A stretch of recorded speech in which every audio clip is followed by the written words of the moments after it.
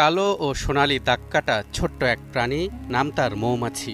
এটি মহান আল্লাহ তাআলার বিস্ময়কর এক সৃষ্টি। বিস্ময়কর কেন বলছি? আসলে মৌমাছি নিয়ে বিস্মিত হবার বহু কারণ রয়েছে, তার মধ্যে দু একটির কথা শুনুন। মৌমাছির মস্তিষ্কের আকার তিলের সমান হলেও তারা মানুষের মতো একে অপরের মুখ দেখেই চিনতে পারে, মনে রাখতে পারে। এই পতঙ্গ প্রতি সেকেন্ডে 200 বার পাখা ঝাপটায় এবং ঘন্টায় 30 থেকে 35 মাইল গতিতে ছুটে এ বাগান ও বাগান থেকে ফুলের মধু সংগ্রহ করে। আর কোনো বাগানে যদি ভালো মধু পেয়ে যায় তাহলে নেচে নেচে অন্য মৌমাছিদের সংকেত দেয়। কি অবাক লাগছে না?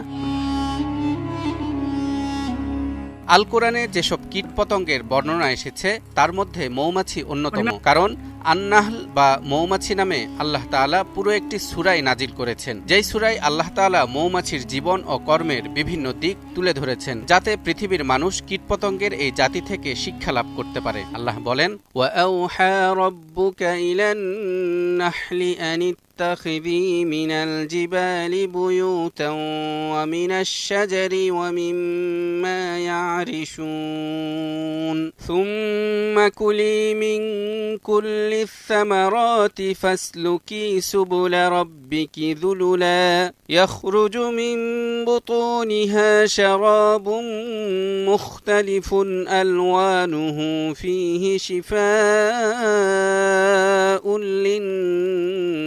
للناس إن في ذلك لآيات لقوم يتفكرون। আর তোমার প্রতিপালক মৌমাছিকে প্রত্যাদেশ করেছেন, তুমি গৃহ নির্মাণ করো পাহাড়ে, বৃক্ষে এবং